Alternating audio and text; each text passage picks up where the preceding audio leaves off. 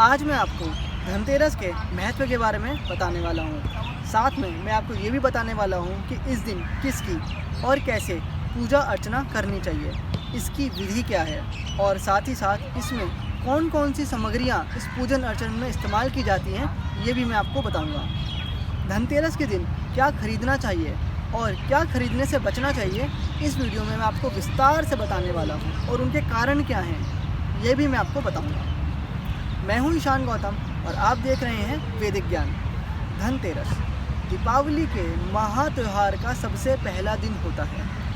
ऐसा माना जाता है कि इस दिन सागर मंथन के समय धन्वंतरी अमृत कलश लेकर उत्पन्न हुए थे। धन्वंतरी जो हैं वो देवताओं के भी वैद्य हैं। इस दिन घर में बर्तन लाना शुभ माना जाता है, क्योंकि जो धन्वंतरी हैं वो खुद अमृत जो लेकर आए थे वो एक कलश में लेके आए थे। इसीलिए घर में इस दिन धनतेरस के दिन बर्तन लाना, नए बर्तन खरीद के लाना शुभ माना जाता है। धनतेरस के दिन धन्वंतरी जी का पूजन अर्चन करना चाहिए। जो भी वैद्य हैं उनको धन्वंतरी जी का पूजन अर्चन करना चाहिए और उनसे प्रार्थना करनी चाहिए कि उनकी जो भी औषधियाँ हैं वो अस्वस्थ को जल्द से जल्द स्वस्थ कर दें। धनतेरस मतलब धन। इस दिन धन खरीद कर घर में लाना चाहिए। धन का मतलब सोना, चांदी, बर्तन, कोई धातु, कोई भी नई नई वस्तुएं, ये सब धन है। धनतेरस दो शब्दों से बना है, धन और तेरा। तो ऐसा माना जाता है कि इस दिन जो भी धन खरीद कर घर में लाया जाता है वह 13 गुना होकर हमको फ़ायदा देता है, मतलब 13 टाइम्स मल्टीप्लाई होकर बेनिफिट देता है। अगर आप जानना चाहते हैं कि धनतेरस के दिन नई चीज़ें खरीदने का, नया धन खरीदने का मतलब सोना, चांदी, अन्य बर्तन या कोई और भी सामान खरीदने का सबसे उत्तम, लाभकारी और शुभ मुहूर्त कौन सा है, तो मैंने उस वीडियो का लिंक डिस्क्रिप्शन बॉक्स में दिया हुआ है। साथ में यहाँ पे आई आइकन में भी आपको वो वीडियो का लिंक दिखाई दे रहा होगा। तो इस वीडियो पे जाकर आप सारे शुभ मुहूर्त, लाभकारी मुहूर्त जान सकते हैं। मैंने इस वीडियो में विस्तार से सारी चीज़ें बता रखी हैं। धनतेरस वाले दिन चांदी खरीदना भी बहुत शुभ माना जाता है, और अगर वह चांदी बर्तन के स्वरूप में खरीदी जाए तो और भी शुभ माना जाता है, क्योंकि ऐसा माना जाता है कि चांदी में माता महालक्ष्मी का वास होता है।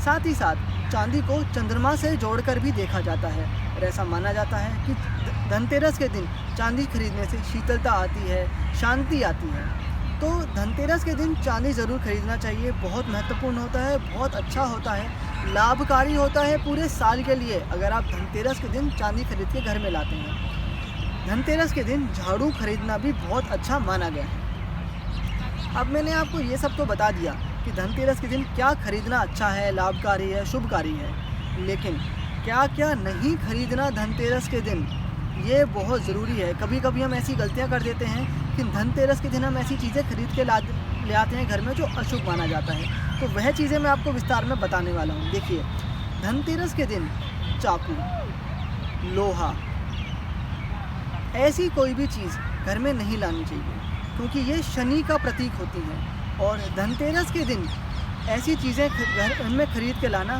दुर्भाग्य को बढ़ाता है, तो ये बिल्कुल अच्छा नहीं होता।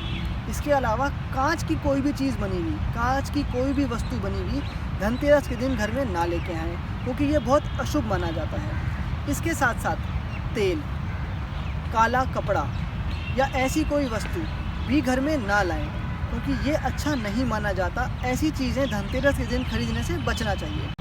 धनतेरस के दिन यम दीवे का पूजन किया जाना चाहिए। सबको अपने अपने घर में यम दीवे का पूजन ज़रूर करना चाहिए धनतेरस के दिन। ऐसा माना जाता है कि यम देवता इस दिन स्वर्ग से पृथ्वी पर अपनी बहन यमुना से मिलने आते हैं, और रास्ते में जो भी दीपक जलाए हैं, जो भी दीवे जलाए हैं, उनकी रोशनी देखकर वो प्रसन्न होते हैं। तो यम दीवे का पूजन करना धनतेरस को बहुत अच्छा और कल्याणकारी माना जाता है। ऐसा माना जाता है कि यम दीवे का पूजन कर कर अगर हम प्रार्थना करें कि हमारे घर में सबकी दीर्घायु हो और हम सबको जल्दी मृत्यु से, मतलब जो अकाल मृत्यु है, उससे हमें बचाया जाए, ऐसी प्रार्थना यम दीवे से करनी चाहिए।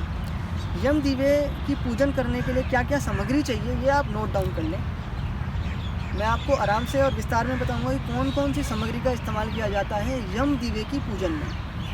सबसे पहले तो एक मिट्टी का बड़ा दीवा लेना है, हल्दी लेनी है, चावल, जल, कोड़ी, सिक्का, खील पताशे, सरसों का तेल, रुई, ये सारी सामग्रियां हमको यम दीवे के पूजन के लिए ज़रूरी होंगी। अब यम दीवे का पूजन कैसे करना चाहिए उसकी विधि मैं आपको बताने वाला हूँ। देखिए, सबसे पहले जो बड़ा मिट्टी का दिया है वो ले लें, उसमें रुई से बत्ती बना लें और उसमें रख लें। उसमें सरसों का तेल डाल दें।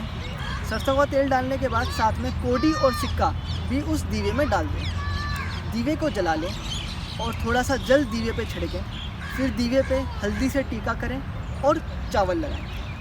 इसके बाद अपने हाथ में खील और पताशे ले लें और यम दीवे का प्रार्थना करें और उनका ध्यान करें और उनसे ऐसी मनोकामना करें कि हमको सबको दीर्घायु मिले, हम सबकी सेहत बनी रहे, अच्छी रहे और किसी को भी अकाल मृत्यु ना हो।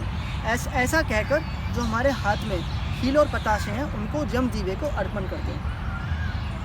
ऐसा करने के बाद हाथ जोड़ लें और वहाँ पे मत्था टेकें। इतना करने के बाद में हमें वो दीवा और जो भी खील पताशे हमने यम दीवे को चढ़ाए हैं वो सब इकट्ठा कर घर के बाहर रखें। ऐसा करके हमारा धनतेरस का त्यौहार पूर्ण हुआ और हम इस तरीके से अपना धनतेरस का त्यौहार शुभ बना सकते हैं। धनतेरस को ये सब चीज़ें करने से घर में धन धान्य में कभी कोई समस्या नहीं होगी, सबको दीर्घायु मिलेगी और किसी की भी अकाल मृत्यु नहीं होगी। और इसी तरीके से हम अपना धनतेरस का त्यौहार शुभ और लाभकारी तरीके से मना सकते हैं। शुभ धनतेरस।